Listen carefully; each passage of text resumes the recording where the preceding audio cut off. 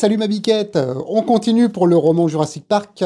Prochain chapitre, la plage. Marty Gutierrez regardait le soleil descendre vers l'horizon. Ses rayons obliques, qui faisaient miroiter l'eau de la baie, percèrent l'écran des feuilles des palmiers et atteignirent l'endroit où il était assis, à la limite de la mangrove et de la plage de Cabo Blanco. Il devait se trouver tout près de l'endroit où, l'avant-veille, la petite américaine avait été attaquée par le lézard. Comme il l'avait dit au Bowman, les morsures de lézard étaient assez courantes, mais à sa connaissance, jamais un basilic n'avait mordu personne. Et il n'avait jamais entendu parler d'une hospitalisation à la suite d'une morsure de lézard. De plus, le rayon de l'empreinte des dents sur le bras de Tina semblait être légèrement trop grand pour être un basilic. Dès son retour à Carrara, il avait fait des recherches dans sa petite bibliothèque du centre, mais il n'avait rien trouvé sur les morsures de basilic. Il avait ensuite consulté une banque de données américaine, International Biosense Service, mais n'avait trouvé aucune référence à une hospitalisation à la suite de morsures de ce saurien. Par acquis de conscience, il avait appelé le centre médical d'Amaloya, où on lui avait confirmé qu'un nouveau-né de 9 jours dormant dans son berceau avait été mordu au pied par un animal qui, selon la grand-mère du nourrisson, le seul témoin, était un lézard. Le pied était aussitôt gonflé et le bébé a failli en mourir. D'après la description faite par la grand-mère, le lézard était vert, avec des rayures brunes, et l'animal avait mordu le bébé à plusieurs reprises avant d'être chassé par la vieille femme. « Étrange », avait murmuré Gutierrez. « Non », avait répliqué le fonctionnaire. Il avait expliqué qu'il avait été informé de plusieurs autres incidents de même nature. Un enfant mordu dans son sommeil à Vasquez, le village côtier le plus proche, et un autre à Porto Sotrero. Tous ces incidents avaient eu lieu au cours des 2 derniers mois et concernaient des enfants ou des bébés endormis. Ce schéma nouveau et si caractéristique incita Gutierrez quand même à envisager l'existence d'une espèce de lézard encore inconnue, ce qui semblait tout à fait plausible au Costa Rica. Large de 120 km à son point le plus étroit, le pays était plus petit que l'État du Maine. Et ce pourtant, malgré sa superficie restreinte, le Costa Rica disposait d'un habitat biologique, d'une exceptionnelle diversité, 2 océans, l'Atlantique et le Pacifique, 4 chaînes de montagnes culminant à plus de 3500 mètres, avec des volcans en activité, forêts tropicales, forêts pluviales, zones tempérées, régions marécageuses et déserts arides. Une telle diversité écologique engendrait une extraordinaire multiplicité d'organismes, d'animaux et de végétaux. Le Costa Rica comptait 3 fois plus d'oiseaux que l'ensemble de l'Amérique du Nord, plus de 1000 espèces d'orchidées et 5000 espèces d'insectes. On découvrait sans cesse de nouvelles espèces, et pour une raison navrante, ce phénomène prenait de l'ampleur depuis quelques années. La déforestation gagnait tout le pays, et à mesure que leur habitat était détruit, les espèces vivant dans la forêt changeaient de milieu, et parfois aussi de comportement. Il était donc tout à fait plausible qu'il s'agisse d'une espèce inconnue. Mais, en même temps que l'excitation provoquée par cette idée, il y avait l'éventualité et l'inquiétude de nouvelles maladies. Les lézards étaient porteurs de maladies virales dont certaines pouvaient être transmises à l'homme.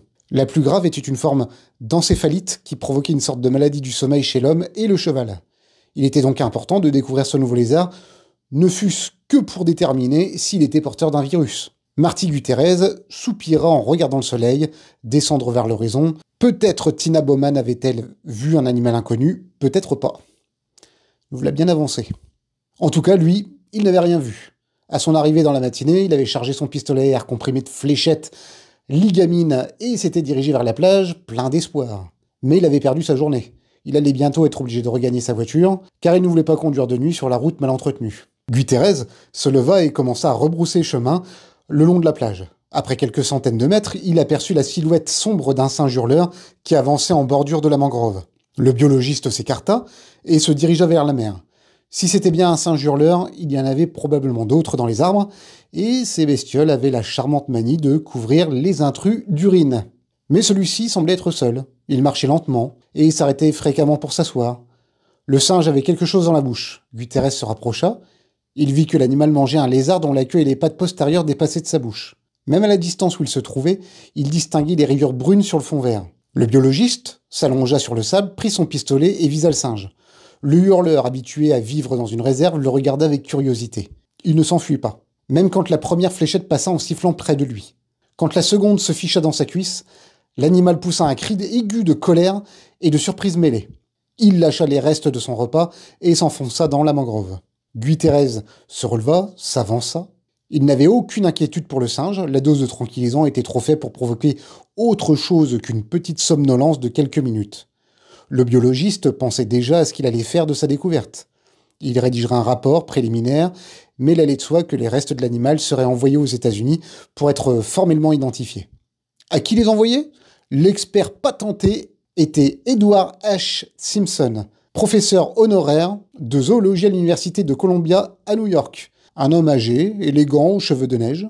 Simpson était le plus grand spécialiste mondial de la taxinomie des lézards. Guy songea qu'il enverrait probablement le sien au Dr Simpson. New York. Le docteur Richard Stone, chef du laboratoire des maladies tropicales du centre médical de l'université de Columbia, ne manquait jamais une occasion de signaler que cette appellation pompeuse ne correspondait pas à la réalité. Au début du siècle, à l'époque, où le laboratoire occupait la totalité du 4e étage du bâtiment de recherche biomédicale, des équipes de techniciens travaillaient sans relâche à éliminer des fléaux tels que la fièvre jaune, le paludisme ou le choléra. Mais les progrès de la médecine et l'ouverture de laboratoires de recherche de Nairobi et Sao Paulo avaient sensiblement réduit l'importance de celui de Columbia. Le labo n'occupait plus qu'une partie de l'étage et n'employait plus que 2 techniciens à plein temps, dont le plus clair du travail consistait à diagnostiquer des maladies contractées par des New-Yorkais de retour de l'étranger. Le paisible train-train du laboratoire des maladies tropicales fut interrompu ce matin-là par l'arrivée d'un colis. Alors avant d'aller plus loin, ce début de texte un peu chiant est important. Vous allez voir qu'en fait on parle d'un laboratoire qui a perdu un peu de son prime. Charmant, dit la technicienne en prenant connaissance de l'étiquette de la douane. Fragment partiel mastiqué de lézard du Costa Rica. À vous l'honneur, Dr Stone, ajouta-t-elle avec une grimace de dégoût. Richard Stone s'approcha pour inspecter le colis. C'est ce que nous envoie le labo d'Ed Simpson, ça demanda-t-il. Oui, mais je comprends pas pourquoi il nous envoie un lézard. La secrétaire de Simpson a téléphoné, expliqua Stone. Son patron est en mission à Bornéo jusqu'à la fin de l'été, et comme il y a un risque de maladie transmissible, elle a demandé à notre labo d'examiner ce lézard. Voyons de quoi il s'agit. Le cylindre de plastique blanc de la taille d'une bouteille de 2 litres était muni de fermeture métallique et d'un couvercle à pas de vis. Il portait l'inscription « Spécimens biologiques internationaux » et était couvert d'étiquettes et d'avis rédigés en 4 langues destinés à dissuader des douaniers soupçonneux de l'ouvrir. Selon toute apparence, ces avis avaient fait leur effet. Stone dirigea la grosse lampe sur le cylindre et constata que les plombs étaient encore intacts. Il mit des gants de caoutchouc et un masque. Le labo avait récemment identifié des spécimens contaminés par la fièvre équine du Venezuela, l'encéphalite B du Japon, la maladie de forêt de Casanur, le virus Langat et le virus Mayaro. Puis il dévissa le couvercle. Il entendit le pshh, chuchotement d'un gaz qui s'échappait et vit sortir une vapeur blanche. La surface du cylindre devint glacée. Stone sortit du cylindre un sac en plastique à fermeture éclair contenant quelque chose de vert. Il étala un drap chirurgical sur la table et retourna le sac qu'il secoua. Un morceau de chair congelée tomba avec un bruit mat. « Ah ah !» fit la laborantine. « Il est à moitié dévoré. » Oui. Que veulent-ils que nous fassions de ça ? Ah, je vous avais dit, c'est pas des foudres de guerre. La technicienne consulta les documents joints au colis. Ce lézard aurait mordu des enfants, il demande une identification de l'espèce et redoute que les morsures n'aient transmis des maladies.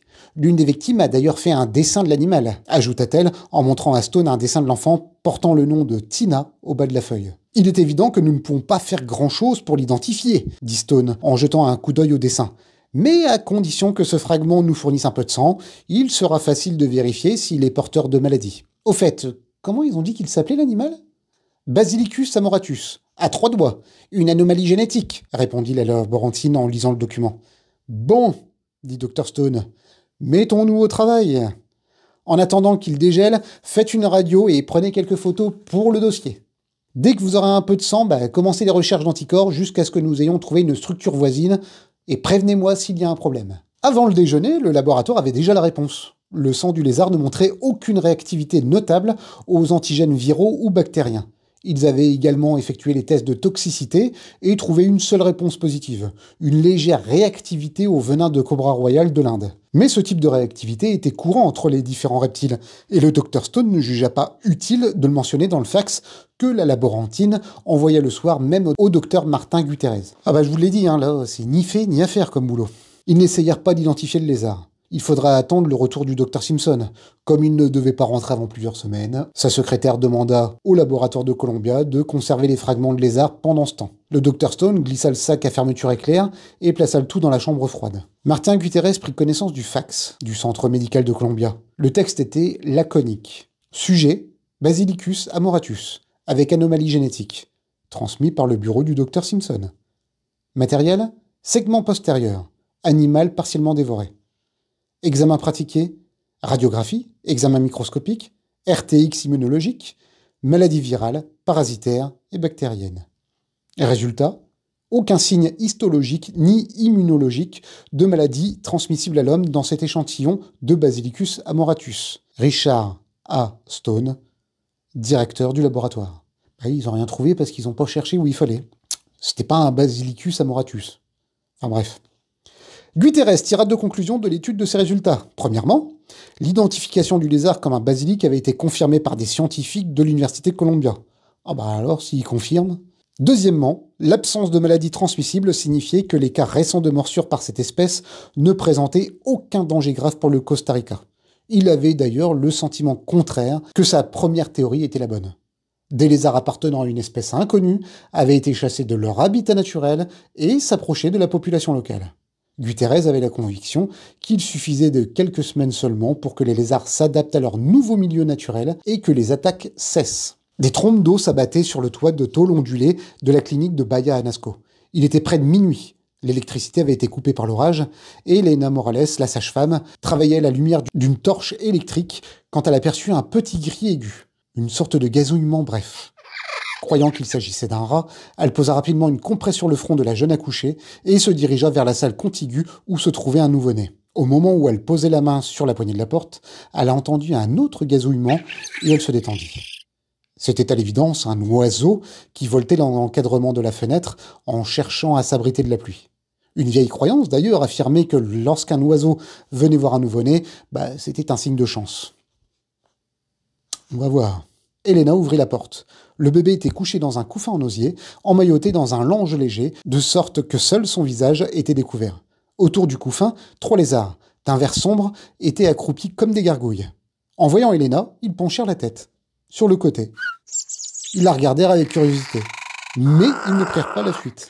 À la lumière de sa torche, Elena vit le sang qui coulait de leur gueule. Un lézard se pencha lentement, avec un petit gazouillement, et d'un mouvement presto de la tête, arracha une bouchée de chair du berceau. Elena se précipita en hurlant vers les lézards, et ils s'enfuirent dans l'obscurité.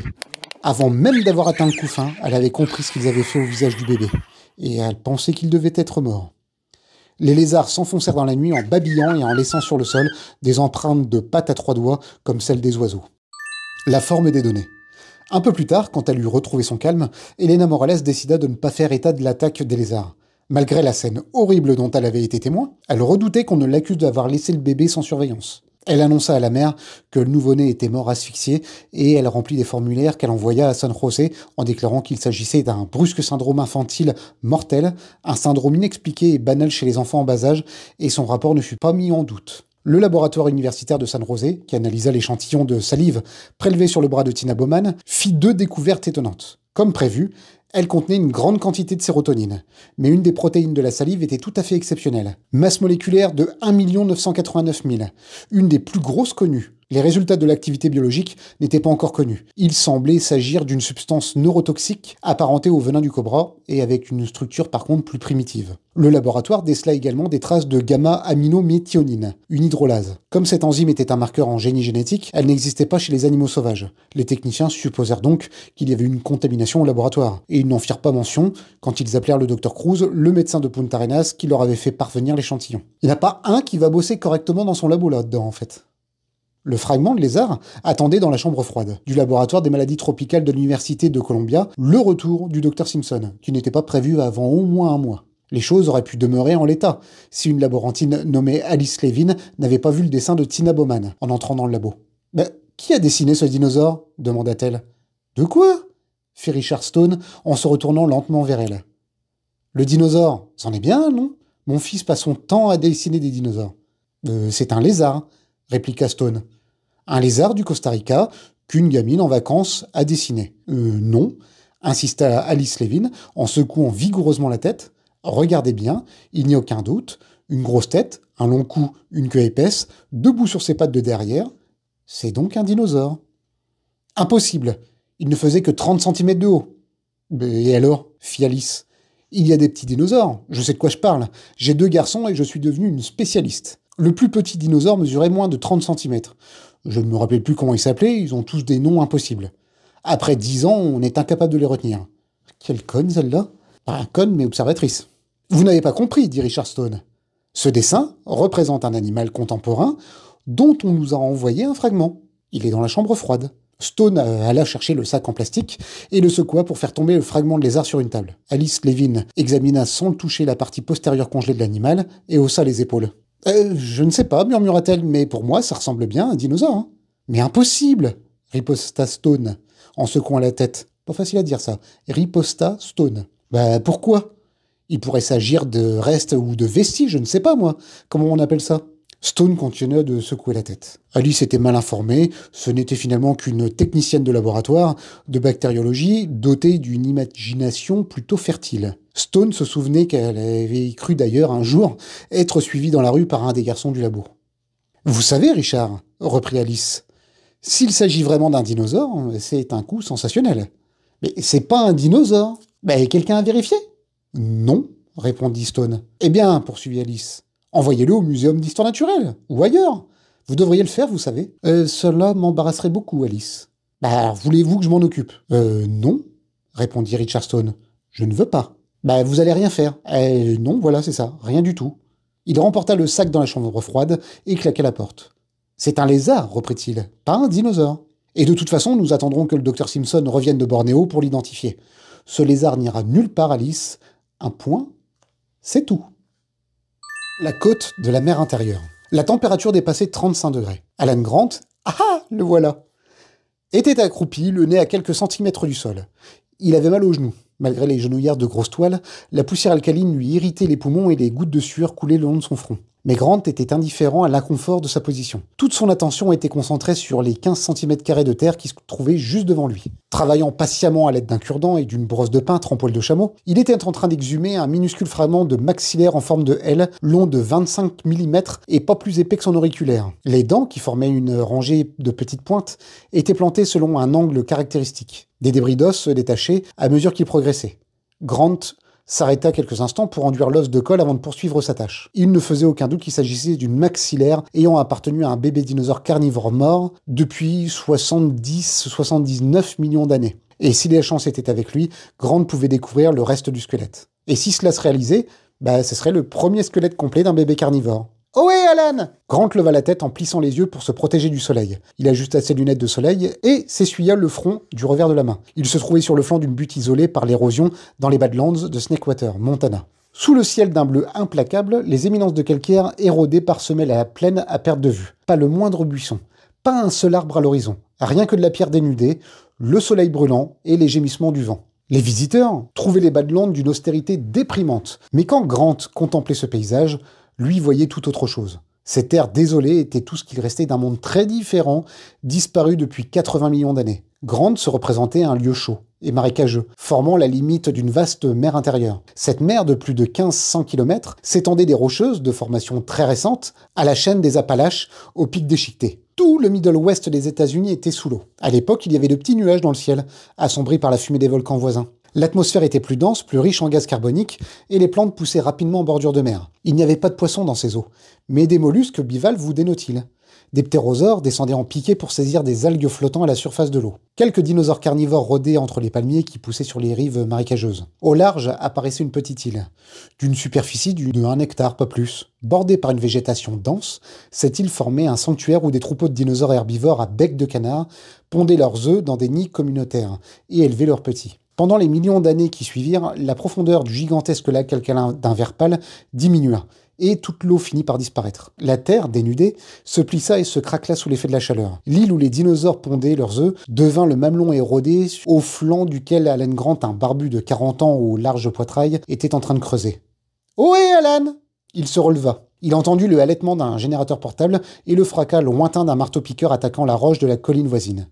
Il vit les étudiants s'agiter autour de la machine, et écarter les blocs de pierre après avoir vérifié qu'ils ne renfermaient pas de fossiles. Au pied de la colline, il vit les 6 tipis du campement, la tente de la cantine battue par le vent et la caravane qui faisait office de laboratoire de campagne. Il vit Ellie qui lui faisait des grands signes de la main à l'ombre de la caravane. « De la visite !» cria-t-elle en tendant le bras vers l'est. Grant distingua le nuage de poussière et la Ford bleue cahotant sur la route défoncée. Il regarda sa montre, pile à l'heure.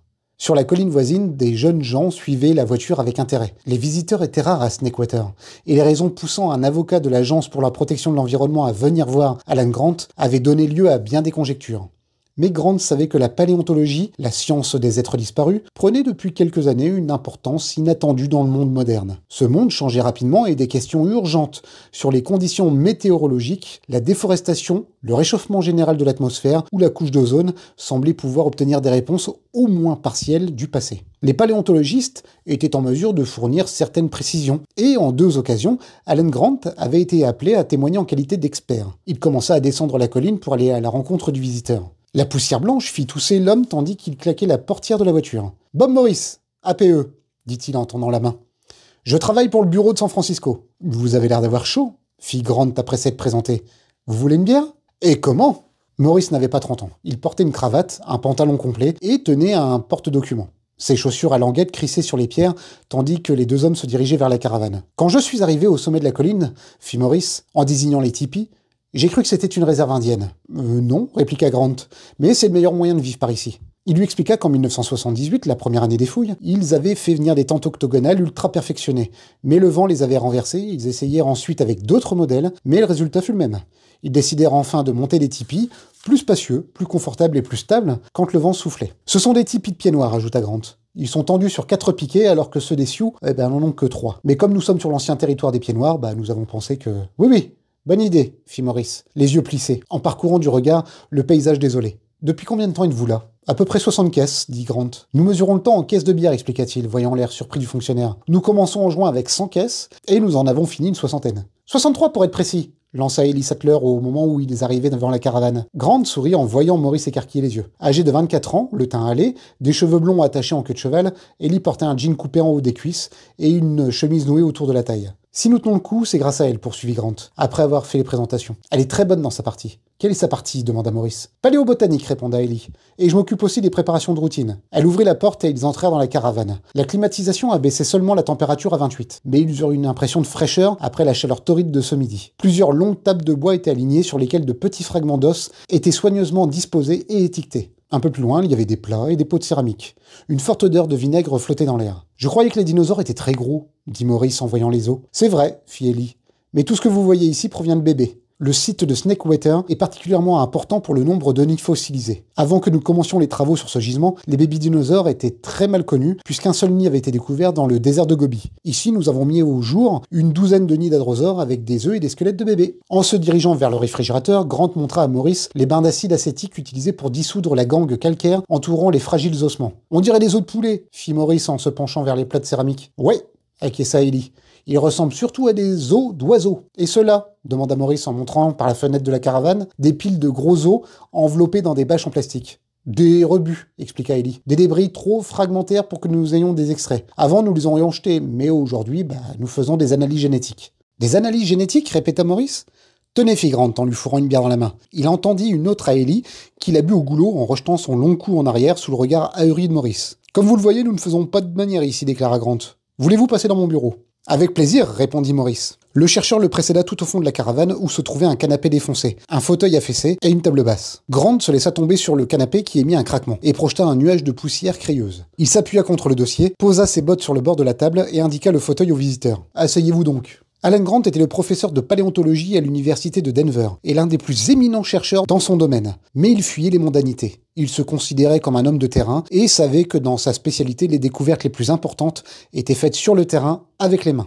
Grant supportait difficilement les universitaires et autres conservateurs de musées, ceux qu'il surnommait d'ailleurs les chasseurs de dinosaures en chambre, et dont il mettait un point d'honneur à se distinguer aussi bien dans sa mise que dans son attitude, allant jusqu'à donner ses cours en jean et tennis. Ça c'est tout Grant. Grant regarda Morris épousseter soigneusement le fauteuil avant de s'asseoir, ouvrir son porte-documents, fouiller dans ses paniers, tourner la tête vers Ellie qui retirait des os d'un bain d'acide avec des pincettes sans prêter la moindre attention aux 2 hommes. « Vous devez vous demander ce que je suis venu faire. »« C'est un long trajet, monsieur Morris, » fit Grant en hochant la tête. « Allons droit au but, si vous voulez bien. L'Agence pour la protection de l'environnement qui se préoccupe des activités de la fondation Hammond, qui vous verse des subsides. 30 000 $ par an, confirma Grant, en hochant la tête. Et ça depuis 5 ans. Que savez-vous sur cette fondation ? » La Fondation Hammond est une source respectée de subventions universitaires. Elle finance des recherches dans le monde entier, y compris les travaux de plusieurs spécialistes des dinosaures. Je sais qu'elle aide aussi financièrement Bob Kerrey dans l'Alberta et John Wheeler en Alaska. Il y en a probablement d'autres. Et savez-vous pourquoi la Fondation Hammond subventionne tant les recherches sur les dinosaures? Poursuivit Maurice. Bien sûr, c'est parce que le vieux John Hammond est dingue de ces grosses bêtes. L'avez-vous déjà rencontré? Une ou deux fois, répondit Grant en haussant les épaules. Il est venu nous rendre de courtes visites et il n'est plus de la première jeunesse, vous savez. C'est un excentrique, comme le sont parfois les gens très riches, mais ils sont toujours pleins d'enthousiasme. Pourquoi cette question? Eh bien, répondit Maurice, il se trouve que la Fondation Hammond est un organisme assez mystérieux. Il prit dans ses papiers la photocopie d'un planisphère parsemé de points rouges, qu'il tendit à Grant. Voici les fouilles que la Fondation a financées l'année dernière. Est-ce que vous remarquez quelque chose de curieux? Montana, Alaska, Canada, Suède, uniquement des sites septentrionaux. Il n'y a rien en dessous du 45e parallèle. Et tous les ans, c'est la même chose, ajouta Maurice, en sortant d'autres cartes. Jamais aucun programme de recherche n'a été subventionné dans le Sud, que ce soit en Utah, au Colorado ou au Mexique. La Fondation Hammond finance exclusivement des fouilles dans les régions froides. Nous aimerions savoir pourquoi. Grant parcourut rapidement les cartes du regard. S'il était vrai que seules les fouilles de la région froide recevaient une aide financière de la Fondation, c'était une politique bizarre, car certains des meilleurs chercheurs travaillaient dans les pays chauds. Et il y a d'autres énigmes, répondit Maurice. Quel est par exemple le lien entre les dinosaures et l'ambre? L'ambre? Oui, la résine fossilisée dure et jaune. Oui, je sais ce que c'est, le coupa Grant. Mais pourquoi vous me posez cette question? Parce que depuis 5 ans, Hammond a fait l'acquisition d'énormes quantités d'ambre, aussi bien en Amérique qu'en Europe ou en Asie, y compris d'ailleurs dans un certain nombre de bijoux dignes d'être exposés dans les musées. La Fondation a investi 17 millions de dollars dans des achats d'ambre. Elle possède aujourd'hui la plus importante réserve privée du monde. Je ne comprends pas pourquoi, dit Grant. Personne ne comprend pourquoi. Autant que nous puissions en juger, cela ne mène à rien. L'ambre synthétique est facile à produire. Cette matière n'a aucune valeur commerciale ni militaire. Il n'y a aucune raison de la stocker. Mais c'est ce que fait John Hammond depuis plusieurs années. De l'ambre, murmura Grant. Et c'est-il au Costa Rica? Poursuivit Maurice. Il y a 10 ans, la Fondation Hammond a loué une île au gouvernement de ce pays, soi-disant pour y créer une réserve biologique. Je suis pas au courant, dit Grant, l'air perplexe. Je n'ai pas réussi à découvrir grand-chose, reconnut Maurice. L'île se trouve à 160 km de la côte occidentale du Costa Rica. Elle est très accidentée, et dans ces parages, la conjonction des vents et des courants engendre un brouillard presque permanent. Les autochtones la surnomment l'île des brumes, Isla Nublar. Les Costaricains ne comprenaient pas que quelqu'un s'y intéresse. Si je vous en parle, poursuivit le fonctionnaire, en fouillant dans son porte-documents, c'est parce que d'après nos dossiers, vous avez reçu des honoraires de consultant à propos de cette île. Moi? Demanda Grant. Maurice lui tendit une feuille de papier. C'était la photocopie d'un chèque émis en mars 1984 par InGen, Palo Alto, Californie. Payé contre son chèque à Monsieur Alan Grant, la somme de 12 000 $. Au bas du chèque, dans l'angle, était écrit « Honoraire consultant Costa Rica Hyperspace Jeunesse ». Oui, fit Grant. Je m'en souviens. C'était une histoire un peu bizarre, je m'en souviens bien. Et cela n'avait aucun rapport avec l'île. C'est en 1979 qu'Alan Grant avait découvert sa première couvée d'œufs de dinosaures et il en avait exhumé plusieurs autres pendant les 2 années suivantes. Mais c'est seulement en 1983 que les résultats de ses recherches avaient été publiés. Sa description d'un troupeau de 10 000 dinosaures à bec de canard, vivant sur la rive d'une vaste mer intérieure, construisant dans la boue des nids communautaires et élevant leurs petits au sein du troupeau, avait fait de lui, du jour au lendemain, une célébrité. La notion d'instinct maternel chez les dinosaures géants et les croquis d'adorables bébés pointant le museau à travers la coquille de leur œuf avaient séduit dans le monde entier. Grant s'était vu harcelé de demandes d'interviews, de conférences, de livres. Fidèle à son image, il a refusé en bloc, car seule la poursuite de ses fouilles l'intéressait. C'était pendant cette période, agitée des années 1983-1984, que la société InGen lui avait proposé un poste de consultant. « Avez-vous déjà entendu parler d'InGen » demanda Maurice. « Non. » Comment ont-ils pris contact avec vous? J'ai reçu un coup de téléphone d'un certain Gennaro, ou Gennino, je sais plus, un truc comme ça. Donald Gennaro, confirma Maurice, avec un petit hochement de tête. C'est leur conseiller juridique. Quoi qu'il en soit, ce Gennaro voulait se renseigner sur les habitudes alimentaires des dinosaures, et il m'a proposé de l'argent si j'écrivais ce que je savais là-dessus. Grant vida sa bière et il la posa sur le plancher. Gennaro s'intéressait surtout aux jeunes dinosaures, poursuivit-il. Il voulait savoir ce que mangeaient les bébés et les jeunes. Il devait penser que je savais tout ça.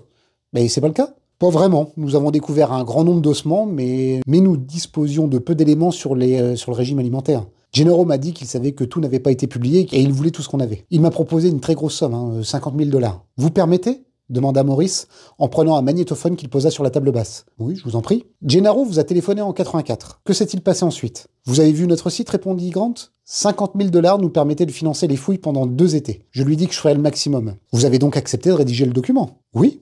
Sur l'alimentation de jeunes dinosaures? Oui. Avez-vous rencontré Gennaro? Non, tout s'est passé au téléphone. Gennaro vous a-t-il dit pourquoi il voulait ces renseignements? Oui, répondit Grant. Il se proposait d'ouvrir un musée pour enfants et il désirait présenter des bébés dinosaures. Il m'a dit qu'il avait engagé un certain nombre de consultants, choisis dans le corps universitaire, et m'a donné quelques noms. Il y avait plusieurs paléontologistes, un mathématicien du Texas nommé Ian Malcolm, je crois, 2 écologistes et un analyste programmeur. Une bonne équipe. Vous avez donc accepté ce poste de consultant ? Demanda Maurice en prenant des notes. Oui, j'ai accepté de lui envoyer un résumé de nos travaux, ce que nous savions sur les hadrosaures que nous avions découverts. Quel genre de renseignements vous lui avez fourni ? Nidification, étendue du territoire, habitudes alimentaires, comportement social, enfin tout quoi. Comment Gennaro réagissait-il ? Il ne cessait de téléphoner, parfois en pleine nuit pour demander si les dinosaures mangeaient telle ou telle chose, si tel ou tel objet pouvait être exposé. Je n'ai jamais compris pourquoi il se mettait en cet état. Bien sûr que les dinosaures sont importants, mais pas à ce point-là. Ils ont disparu il y a 65 millions d'années, et il aurait pu attendre le lendemain matin pour téléphoner. Je vois, dit Maurice. Et les 50 000 $? Finalement, j'en ai eu assez de Gennaro et j'ai tout laissé tomber. Nous sommes mis d'accord sur une somme de 12 000 $, ce devait être vers l'été 85. Meilleure année au passage.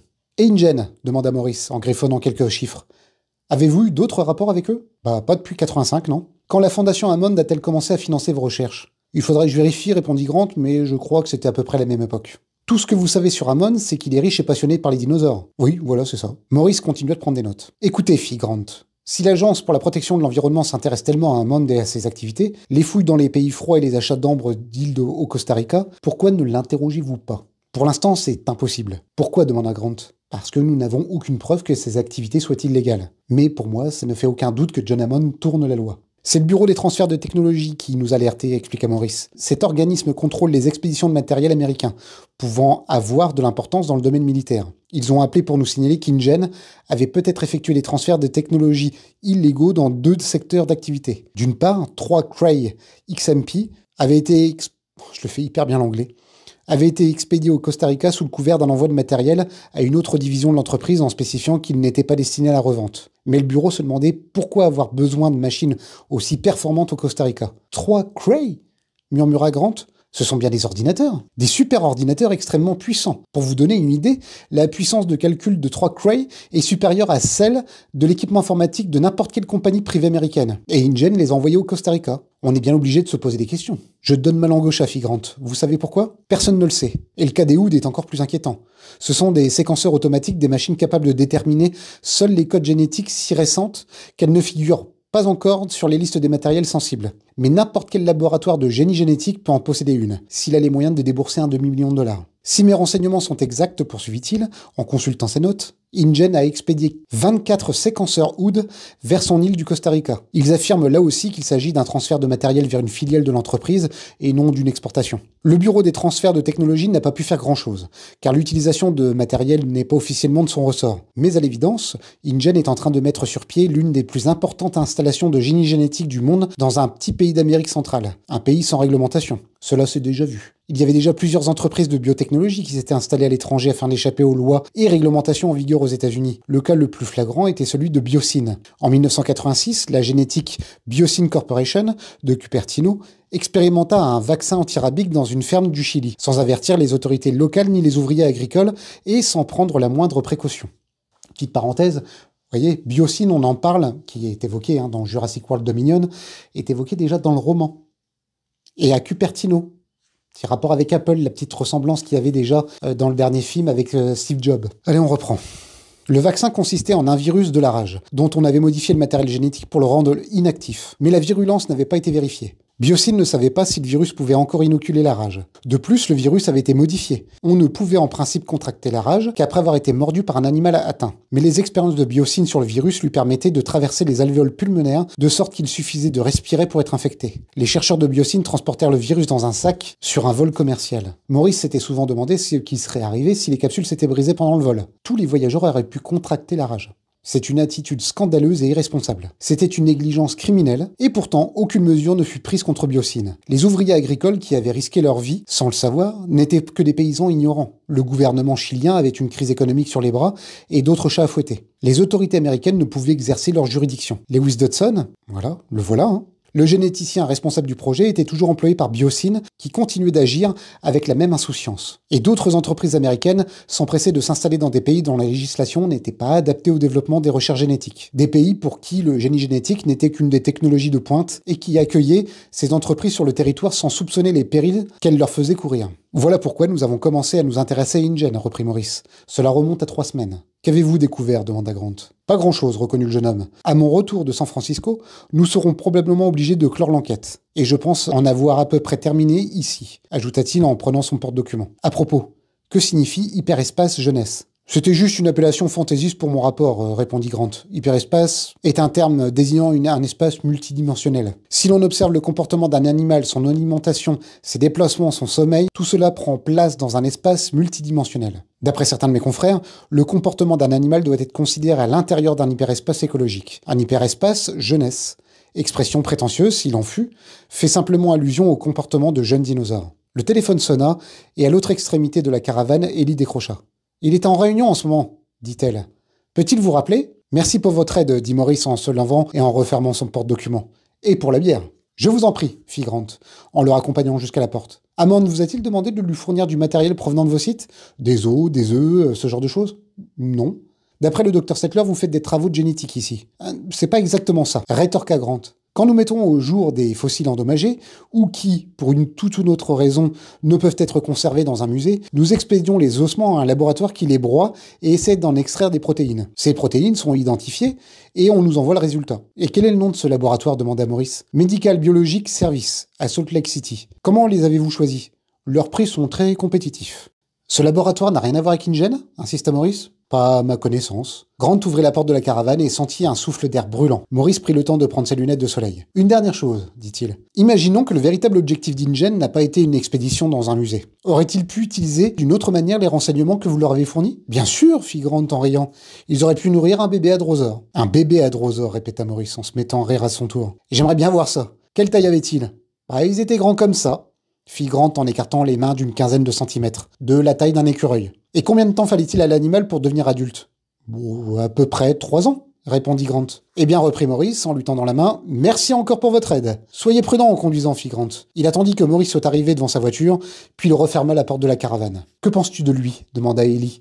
Un garçon candide. As-tu aimé la manière dont il a présenté John Hammond, comme le parfait scélérat ? Poursuivit Grant en riant. Hammond est à peu près aussi sinistre que Walt Disney. À propos, qui a appelé ? Une femme du nom d'Alice Levin, répondit Ellie. Elle travaille au centre médical de Columbia. Tu la connais ? Non, répondit Grant en secouant la tête. Elle voulait te demander d'identifier les restes d'un animal. Elle aimerait que tu la rappelles tout de suite. Et voilà. Voilà, je vous ai lu encore quelques chapitres, le prochain ça s'appellera Squelette. Je vous invite à retrouver donc toutes ces vidéos sur le roman Jurassic Park de Michael Crichton. Je vous fais la lecture toutes les semaines de quelques chapitres. J'espère que ça vous plaît et je vous dis à très vite mes biquettes. Ciao, bye.